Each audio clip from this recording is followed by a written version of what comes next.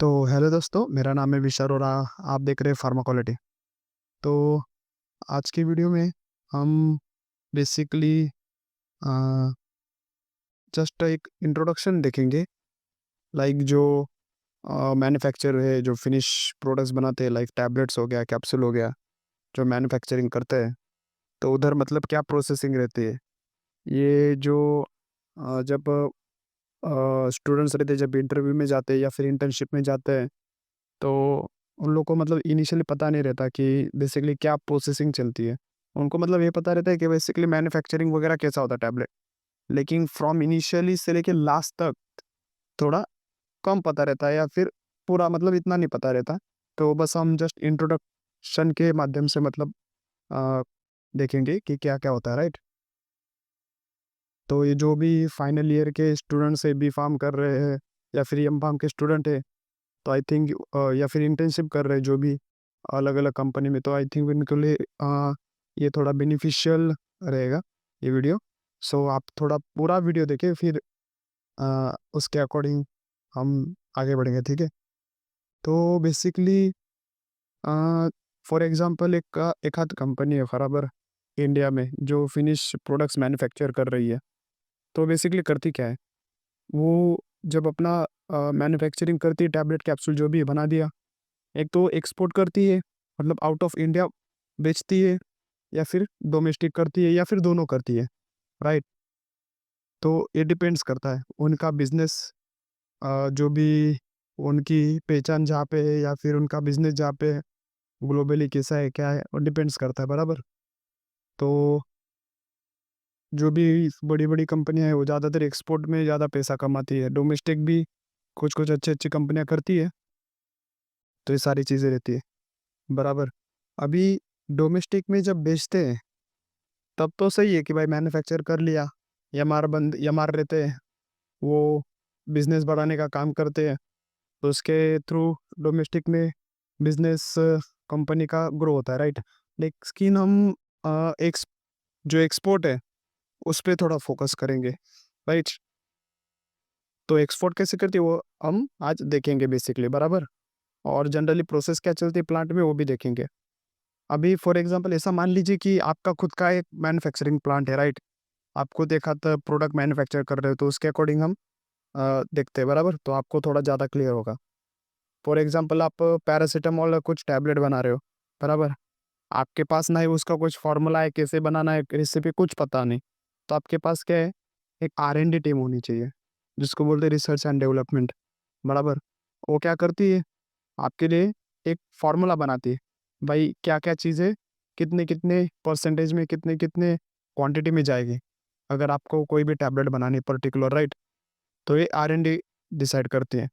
जैसे आर-एन-डी सब कुछ अ, एक टैबलेट जस्ट सैंपल के रूप में बनाती है, फिर आगे जाके क्यूसी वाले उसको टेस्ट करते हैं या फिर आर-एन-डी वाले भी एक बार टेस्ट करते हैं कि सारे पैरामीटर कंप्लायंस हो रहे, नहीं हो रहे, बराबर हो रहा है ना भाई, डिसोल्यूशन, डिसइंटीग्रेशन, जो भी टेस्ट रहते हैं, वो बराबर होता है या नहीं होता, वो सब चेक करेंगे, राइट? फिर वो आगे जाके क्या करते हैं, क्यूसी वालों को सैंपल देते हैं, बराबर? फिर क्यूसी वाले क्या करते हैं, एज़ पर मोनोग्राफ जो भी है, सारे टेस्ट चेक करते हैं और बताते हैं कि नहीं आपका जो हमने प्रोडक्ट बनाया है वो बराबर है, उसमें कुछ प्रॉब्लम नहीं है, कुछ डेविएशन वगैरह नहीं। क्यूसी वाले अप्रूवल देते, तो एक क्यूसी वाले का काम हुआ। बेसिकली जो भी मटेरियल कंपनी में आता है, जो भी टैबलेट्स है, ये सारी चीज़ें की जो भी टेस्टिंग रहती है, इंस्ट्रूमेंट जो एनालिटिकल टेक्निक्स होती है, इंस्ट्रूमेंट्स, इन सब का यूज़ करके क्यूसी वाले ये एक्चुअल में वो टेस्ट करते हैं कि सैंपल जो भी अपने पास रिसीव हुआ है, जो भी मटेरियल रिसीव हुआ है, वो क्या है, सब कुछ ओके है, बराबर? तो ये क्यूसी वालों का काम हो गया। और कीवी वाले क्या करते हैं, उन सारी चीज़ों को देख के अप्रूवल देते हैं, बराबर? ये क्वालिटी एश्योरेंस वालों का काम हो गया।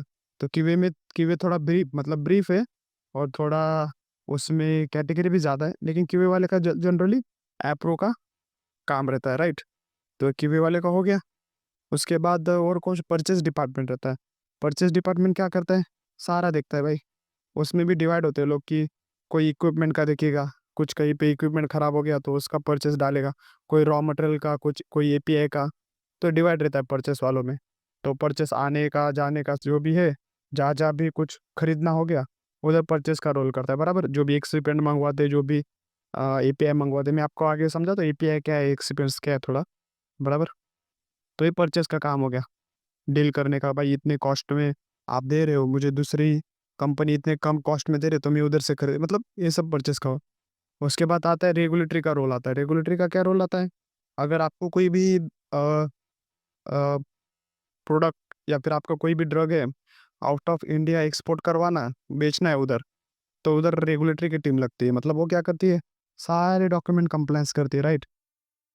फ्रॉम आपका जहाँ से भी प्रोडक्ट बनना स्टार्ट हुआ है उधर से लेके एंड ऑफ पैकेजिंग तक एक सारी डिटेल डोजर टाइप, एक डोजर में रहती है। आपको मैं भी आगे जाके थोड़ा और क्लियर करूँगा। तो एक डोजर में रहती है, फिर उसके अकॉर्डिंग वो लोग सामने वाले की जिस कंट्री में भी आपको फॉर एग्जांपल किसी भी एक कंट्री पकड़ लो, दुबई में बेचना है, तो दुबई के उधर वो आप क्या करते हो, सारे डॉक्यूमेंट सबमिट करवाते हो और उसके अकॉर्डिंग आगे प्रोसीड चलती है। फिर उधर की गवर्नमेंट जो है आपके सारे डॉक्यूमेंट चेक करेगी एक बार। चाहे तो आपकी कंपनी से सैंपल भी मंगवा सकती है आगे जाके, कि भाई हमको एक्चुअल आप सैंपल भेजो, हम सैंपल टेस्टिंग करवाना चाहते हैं हमारे लैब में। हमारे डॉक्यूमेंट देखेगी, कुछ उसमें वेरिएशन से तो वो प्रॉब्लम्स निकली, भाई आपने ये ब्रीफ में नहीं लिखा है, ब्रीफ में नहीं दिया है, ये आप as per ICH guideline point cover नहीं किया, तो ये क्वेरी निकालेगी, क्वेरी भेजेगी।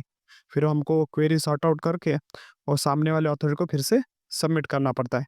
तो ये सारी चीज़ें रहती है एक डोजर सबमिट करने के लिए। एक बार रजिस्टर हो गया तो फिर पर्टिकुलर कंपनी में, उस पर्टिकुलर कंपनी में फिर हम लोग प्रोडक्ट बेचना चालू कर देते हैं। तो बेसिकली आरे वालों का रोल हो गया, बराबर। फिर उसके बाद आर्टवर्क्स वाले भी आते हैं, जो आप कार्टन्स वगैरह देखते हो। अगर किसी मेडिकल पे जाओ तो जो ऊपर का जो कार्टन रहता है वो पुट्ठे जैसा बॉक्स जिसमें टैबलेट रखी रहती है, तो ऊपर का डिज़ाइन वगैरह प्रोडक्ट का नाम रहता है, वो सब आर्टवर्क वाले देखते हैं। वो डिज़ाइनर वगैरह रहते हैं तो वो लोग करते हैं, उसमें इतना कुछ नहीं है। बाकी ये सब मतलब सारे कंपनी में अलग अलग डिपार्टमेंट आते हैं, बराबर। एडीएल भी आता है, तो ये भी एक डिपार्टमेंट है। आ, और अभी तो इतने ही है बेसिकली। एक दो अगर मेरे से बाकी भी रह गए हो तो मैं आगे आपको कवर करूंगा। तो जनरली तो मेन यही लोग रोल प्ले करते हैं रिगार्डिंग फार्मास्यूटिकल, ओके। और बिजनेस डेवलपमेंट वाले भी रहते हैं जो बिजनेस ला के देते हैं कंपनी को। तो मतलब इमेजनली यही लोग ज़्यादा रोल प्ले करते हैं फार्मास्यूटिकल्स में, राइट। फिर अभी आज हम देखेंगे बेसिकली, अगर आपको खुद को अगर कहीं पे प्रोडक्ट बेचना हो, बराबर। अफ्रीकन मार्केट में हो गया, रेगुलेटेड सेमी रेगुलेटेड जो भी मार्केट रहते हैं अलग अलग, आपने पढ़ा होगा थोड़ा बहुत। तो आपको बेचना है तो आप जनरली कैसे बेचते हो, तो इसका आज हम बस एक आउटलाइन देखेंगे, बराबर। अभी कंसिडर कर लो कि आप खुद मैन्युफैक्चरर हो, तो आपके पास दो चॉइस है। अगर आपको एशियन मार्केट में बेचना है, लाइक अपने ही कंटिनेंट में बेचना है, तो ACTD करके आता है। और आउट ऑफ एशियन मार्केट में बेचना है तो CTD ECTD करके डोज आता है, बराबर। तो अभी पहले फोकस करते हैं एशियन मार्केट में, राइट। तो एशियन मार्केट में अगर आपको डोजर सबमिट करना है तो ये 4 पार्ट में डोजर जाता है। पार्ट 1 2 3 4, ये आपके सामने लिखा हुआ देखो। ये इसमें पार्ट 1 में क्या है, रीजनल एडमिनिस्ट्रेशन डॉक्यूमेंट रहता है, मतलब कंट्री स्पेसिफिक डॉक्यूमेंट रहता है ये। मतलब कंट्री की जो भी रिक्वायरमेंट रहती है उसके अकॉर्डिंग हम उनको डॉक्यूमेंट्स प्रोवाइड करते हैं। अभी आप बस एक एक हेडलाइन पढ़ लो, मैं आपको ये डीप में एक इसमें क्या क्या पॉइंट्स आते हैं एक्चुअल डॉक्यूमेंट के साथ आपको एक सब चीज़ें क्लियर करूंगा, तब आपको ज़्यादा क्लियर होगा। आज बस आप लोग ऐसा समझिए कि मतलब एक हेडिंग से, राइट। और पार्ट 2 में क्वालिटी आती है, पार्ट 3 में नॉन क्लिनिकल, पार्ट 4 में क्लिनिकल। तो ये जो जितने भी पार्ट्स है उसकी खुद की एक ओन इंडेक्स रहती है, बराबर। अभी आप देखो, आपने फार्मेकोलॉजी का एक आध आपने जब केडी त्रिपाठी देखा होगा, तो उसमें CNS चैप्टर है। फिर जो भी अलग अलग चैप्टर्स है सिंपैथेटिक पार्ट, तो उसके भी सब टाइटल्स होते हैं। या फिर आपने जो भी बुक्स देखी होगी, एक बड़ा हेडिंग रहता है, फिर अंदर उसके इंडेक्स में पॉइंट के हिसाब से भाई 1, फिर 1.1 1.2, फिर 2 2.2, मतलब ऐसे एक इंडेक्स रहती है। वैसे ही हर पार्ट्स की अपनी अपनी एक इंडेक्स रहती है, ये फिक्स रहती है। मतलब बस एक्सेप्ट पार्ट 1 और डोजियर में जो मॉड्यूल 1 रहता है CTD में, वो एक्सेप्ट फर्स्ट वाले, बाकी 2 3 4 जो रहता है 5, इन सब का फिक्स रहता है इंडेक्स। एक कहाँ पे फिक्स किया हुआ है, या अगर आप आईसीएच गाइडलाइन देखोगे तो ऑलरेडी उधर फिक्स किया हुआ इंडेक्स में मैं आपको दिखाऊंगा। बराबर। तो वो इंडेक्स फिक्स रहती है, तो उस इंडेक्स में जो जो डॉक्यूमेंट दिए हुए चाहिए रहते हैं, इन्फॉर्मेशन जो चाहिए वो अपने को डोसे में प्रोवाइड करनी रहती है, और उसके अकॉर्डिंग डॉक्यूमेंट्स अटैच करने रहते हैं। अगर उसमें कुछ फॉल्स आया, कुछ गलत है, कुछ कम है, कुछ इन्फॉर्मेशन कम है, लैक कर रही है, तो गवर्नमेंट उसमें क्वेरी निकाल के अपने को सेंड करती है, वो क्वेरी सॉर्ट आउट करके अपने को फिर से सबमिट करना पड़ता है। तो अगर आप अभी एशियन मार्केट में काम कर रहे हो, तो इसमें 4 ही पार्ट जाते हैं। तो उसका डोजर मैं आपको आगे जाके दिखाऊंगा पार्ट्स वाइज। एशियन मार्केट में फॉर म्यांमार हो गया, राइट, थाईलैंड हो गया, तो इधर कैसे टाइप के डोजर जाते हैं तो मैं आपको आगे जाके दिखाऊंगा वो। लेकिन आज के लिए सिर्फ आप इतना ही देखिए पार्ट वाइज कैसे जाता है, राइट। अभी जैसे आप काम कर रहे हो for example out of Asian market जो भी है, लाइक सीटीडी हो गया, ई सीटीडी हो गया, उधर काम कर रहे हो। ई सीटीडी माने क्या, इलेक्ट्रॉनिक सबमिशन होता है। सीटीडी और सीटीडी में कुछ फर्क नहीं है। ई सीटीडी बस सबमिशन जो है वो अलग टाइप का होता है, मतलब वो सॉफ्टवेयर के माध्यम से होता है। और सीटीडी नॉर्मल डायरेक्ट लिंक, मतलब वो सेंड की जाती है गवर्नमेंट को, तो उसके हिसाब से वो डोजेर डाउनलोड करके आगे प्रोसीड करते हैं। और सीटीडी माने क्या, सॉफ्टवेयर के द्वारा डायरेक्ट अपलोड किए जाते हैं, बस इतना ही फर्क है सॉफ्टवेयर का। उसमें सॉफ्टवेयर आता है, इसमें नहीं आता, और बाकी सब सेम है। लाइक मॉडल 1 2 3 4 सबका सेम है। पार्ट 1 में हमने क्या देखा, तो उधर 4 पार्ट थे, लेकिन इधर 5 मॉड्यूल है। उसमें एक पार्ट कम था, कौन सा था कम, समरी वाला कम था, राइट। इसमें एक समरी वाला ऐड है जो मॉडल 2 आप देख सकते हैं, समरी आती है। मतलब मॉडल 3 थोड़ा डीप डीप में रहता है, ब्रीफली आपको एक्सप्लेन किया रहता है। लेकिन मॉडल 2 जो है उस हर एक पॉइंट की समरी रहती है, ऐसा समझ लो आप, बराबर। तो इस समरी में आता है। बाकी जो नॉन क्लिनिकल, मतलब जो एनिमल टेस्ट वगैरह होते हैं उसमें आता है। और मॉड्यूल 5 में क्या आता है, क्लिनिकल आता है, बस इतना ही है। और इसमें भी मॉड्यूल 1 में क्या है, रीजनल, मतलब कंट्री स्पेसिफिक, कंट्री को कौन से डॉक्यूमेंट चाहिए, बराबर। तो ये मॉड्यूल 1 की इंडेक्स चेंज होती रहती है। अगर आप जिस कंट्री में जा रहे हो, हर एक कंट्री की अपनी अपनी खुद की इंडेक्स रहती है, मॉड्यूल 1 और पार्ट 1 की। लेकिन बाकी के नीचे वालों की सेम रहती है, राइट। उसके आगे क्या है फिर, अभी हम एक बेसिक डिफरेंस देखेंगे कि भाई एपीआई और फिनिश प्रोडक्ट मतलब क्या है। कुछ कुछ लोग जो है थोड़े कंफ्यूज रहते हैं, या फिर जो स्टूडेंट्स हैं उनको थोड़ा सा आई थिंक अगर पढ़ा नहीं है या फिर पता नहीं तो कम पता रहता है। तो ये क्या इंडस्ट्री में जब फ्रेशर इंटरव्यू देते हैं तो उनको जनरली पूछा जाता है, एक बेसिक है। तो मैं जस्ट आपको 5 2 मिनट में आपको क्लियर करवाता हूँ। तो एपीआई माने क्या, कोलॉजी में आप जो भी ड्रग पढ़ते हैं, लाइक टेलमिसार्टन हो गया, मेटफॉर्मिन हाइड्रोक्लोराइड हो गया, राइट, हाइड्रोक्लोरथायाजाइड हो गया, या फिर ओमेप्राजोल राइबोप्राजोल जो भी ड्रग है, बराबर। तो ये सारे जितने भी सिट्रेजिन लियोसिट्रेजिन, ये क्या है, एपीआई है, बराबर। एपीआई के मतलब जो पूरा नाम है, लाइक साल्ट के साथ, लाइक मेटफॉर्मिन हाइड्रोक्लोराइड, ये क्या है, एपीआई। लेकिन आप अगर टैबलेट लेने जाओगे तो उस पर क्या लिखा रहता है, मेटफॉर्मिन टैबलेट 500 mg, बराबर। तो वो क्या है, फिनिश प्रोडक्ट है। उसमें यूज़ क्या किया गया, मतलब क्या किया गया है, मेटफॉर्मिन हाइड्रोक्लोराइड, वो क्या है आपका एपीआई। और जो मेटफॉर्मिन टैबलेट बनी है वो किससे बनी हुई है, API plus excipient, right. API एक अलग पार्ट हो गया, एक्टिव फार्मास्यूटिकल इंग्रेडिएंट। जो आपका मेन जो है, जो खाना बनाते समय नहीं, एक मेन इंग्रेडिएंट होता है वो आपका एपीआई है। और उसको और थोड़ा अच्छा बनाने के जितने भी हम अलग अलग मटेरियल यूज करते हैं उसको एक्सिपिएंट बोलते हैं। अगर आप कोई भी टैबलेट लोगे तो उसके स्ट्रिप पे देखने का पीछे से लिखा रहता है इच कोटेड या फिर फिल्म कोटेड टैबलेट कंटेंट, फिर ऊपर एपीआई का नाम लिखा रहता है कितने एमजी का है, और नीचे एक्सिपेंट लिखे रहते हैं क्वांटिटी सफिशिएंट के साथ, ऐसा लिखा रहता है। तो उधर जो लेबल क्लेम में जो लिखा रहता है फॉर बेस ऑफ मेटफॉर्मिन है, तो मेटफॉर्मिन हाइड्रोक्लोराइड 500 mg, तो वो मेटफॉर्मिन क्या है, एपीआई। और एक्सिपेंट उसमें ऐड किए, तो दोनों मिलके क्या बनता है, मेटफॉर्मिन टैबलेट बनता है, राइट। तो ये बेसिक डिफरेंस है।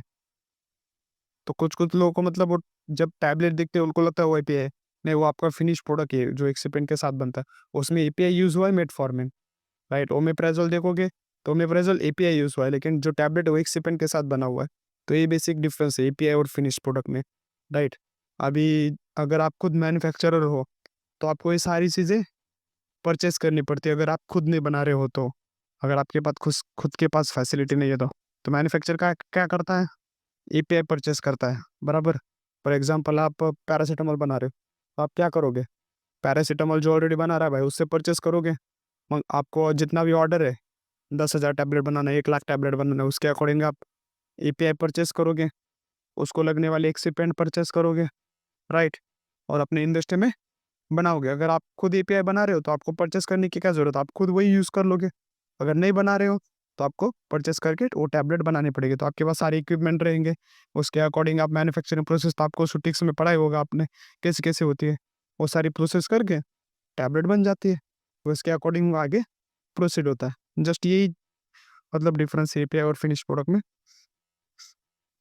उसके बाद क्या है, अभी डिफरेंट डिफरेंट मार्केट देखते हैं। मैंने आपको अभी क्लियर किया, एक रहता है एशियन मार्केट और एक क्या रहता है अदर देन एशियन, जहाँ पे हम सिटी सब लाइक अफ्रीकन मार्केट हो गई, यूरोप का मार्केट हो गया, यूएसए का मार्केट हो गया। ये अलग अलग 3 टाइप के मार्केट, मतलब 3-4 प्रकार के मार्केट रहते हैं। तो इसमें भी क्या है, डिवाइड किया होगा, अगर आप गूगल पे थोड़ा सर्च करोगे तो डिवाइड किया होगा। इसमें रहता है regulated market, semi regulated market, raw market, LATAM market, बराबर, ओशियन वाला एक साइड वाला रहता है। तो ये 4-5 प्रकार के मार्केट आते हैं। इसमें क्या डिफरेंस आता है, रेगुलेटेड माने क्या, ये थोड़ा ज़्यादा स्ट्रिंजेंट होता है। मतलब क्या, इसमें जो भी इंफॉर्मेशन हम सबमिट करेंगे डोजर में, वो उनको एक्यूरेट चाहिए, as per ICH guideline compile ही होनी चाहिए। लाइक रेगुलेटेड मार्केट में कौन आता है फिर, यूरोप के जितने भी कंट्रीज है, बराबर। उसके बाद अमेरिका के जितने, यूके की अथॉरिटी जो एमएचआर है उसके जितने भी कंट्रीज है, जापान हो गया, राइट? तो ये जितने भी अलग अलग जो भी रेगुलेटर, अगर आप नेट पे डालोगे आपको लिस्ट मिल जाएगी।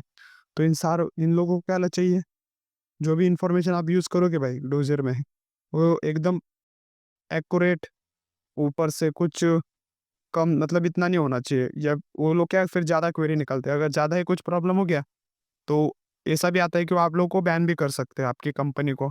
मतलब इन फ्यूचर आप उधर 2-3 साल 4 साल जो भी है उनके हिसाब से आप सेल नहीं कर पाओगे प्रोडक्ट। तो ये सब रहता है, राइट?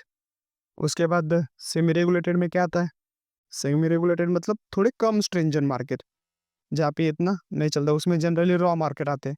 रॉ माने क्या, रेस्ट ऑफ वर्ल्ड, बराबर, उसका फुल फॉर्म है रेस्ट ऑफ वर्ल्ड। तो उसमें क्या आता है, उसमें जो कि अफ्रीकन कंट्री आ गई, जो भी अपने एशिया के कुछ 2-4 कंट्री आ गई, तो ऐसे छोटे मोटे कंट्रीज आते हैं, राइट?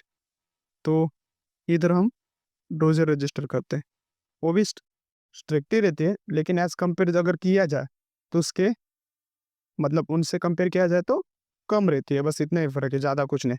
जो भी इंफॉर्मेशन प्रोवाइड करती है, तो वो लोग as compare to USA market या फिर यूके मार्केट से थोड़ा कम स्ट्रिंजेंट रहता है, बस इतना ही फ़र्क है, दोनों में ज़्यादा कुछ नहीं है, बस। तो यही है रॉ मार्केट। फिर लैटम मार्केट मैंने एक बोला, लैटम माने क्या, लैटम एक सेंट्रल अमेरिका में रहता है, पेरू करके। तो उधर वो कंट्री स्पेसिफिक है, वो मैं आगे आपको बताऊँगा इन फ्यूचर, राइट? आज बस आप रेगुलेटेड, सेमी रेगुलेटेड, जो भी मतलब सेमी रेगुलेटेड माने रो मार्केट, ओके? तो इस पे थोड़ा फोकस करिए, वो थोड़ा इंपॉर्टेंट है, बराबर? अगर आप इंटरव्यू में जाओगे, अगर आप ये 2-3 चीज़ें उन लोग को बोलोगे, तो आपके सिलेक्शन के चांसेस बढ़ जाते हैं, यही है। फिर अगर आप कंपनी में काम कर रहे हो, तो बेसिकली ये जो भी जितने डॉक्यूमेंट है, ये कंपल्सरी बनते हैं और इम्पोर्टेंट रहते हैं। इससे ज़्यादा ही बनते हैं, लेकिन मैं बस एक बेसिक बता रहा हूँ। अगर आप कहीं पे प्रोडक्ट बेचना चाह रहे हो, तो उसके लिए आप जो भी डॉक्यूमेंट उनको लो चाहिए रहेंगे आपको, तो ये तो कंपल्सरी चाहिए ही चाहिए, कहीं भी सबमिट करने के लिए। तो आपको एक-एक डॉक्यूमेंट में आगे जाके इन फ्यूचर जब भी अपना वीडियो आएगा नेक्स्ट टाइम, तो मैं आपको और क्लियर कराऊँ, वो भी डॉक्यूमेंट दिखा के, एक-एक डॉक्यूमेंट दिखाऊँगा, उधर एक-एक पॉइंट क्लियर करके ही आगे बढ़ूँगा, सबके क्वेश्चन सॉर्ट आउट करके, राइट? ऐसे नहीं कि बता दिया आगे बढ़ गए, ऐसा नहीं। हम एक-एक डॉक्यूमेंट देखेंगे एक्चुअल कंपनी के, फिर उसके बाद आगे प्रोसीड करेंगे। तो इसमें क्या है, बेसिकली एपीआई का एस्पेक्ट हो गया, मतलब एक्टिव फार्मर जो मैंने आपको बोला ना, एपीआई परचेस करते हैं, उसकी भी डॉक्यूमेंट चाहिए रहते हैं। फिर उसका MO, CO, in process spec, कोटो स्टेबिलिटी, प्रोडक्ट डेवलपमेंट रिपोर्ट हो गया, whole time study, analytical method, finish product, फिर मास्टर बीएमआर हो गया, DMF, drug master file. DMF माने क्या, ये एपीआई वाले से लेते हैं, जिससे आप एपीआई परचेस करोगे, वो डीएमएफ बनाता है, ड्रग मास्टर फाइल।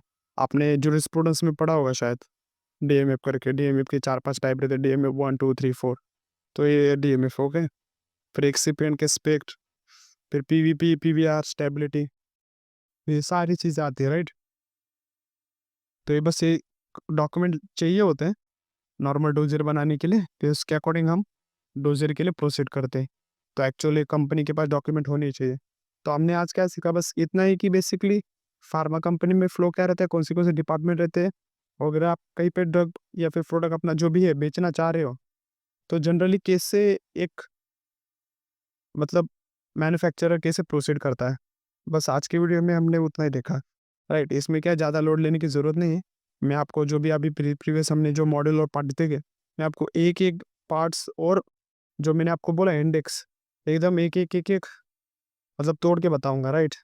पॉइंट के हिसाब से, और उसमें क्या इन्फॉर्मेशन क्या आ जाती है, कौन डॉक्यूमेंट बनाता है, क्यों चाहिए और रहता है, नहीं होगा तो क्यों नहीं होगा। तो सारे मतलब क्वेश्चन लेके ही चलेंगे, बराबर? अगर आपको मेरी वीडियो कुछ भी समझ में आ रही है थोड़ी बहुत कोई, राइट? तो वेल एंड गुड। तो आप सीख रहे हैं, मतलब मज़ा आ रहा है आपको भी, और मैं भी उतना ही मतलब और इंटरेस्ट ले पाऊँगा। तो आप कमेंट वगैरह कर दीजिएगा आपको अगर पसंद आ रहा है सच में, तो मैं और थोड़ा अ, आपको और डीपली थोड़ा समझा सकूँ, राइट?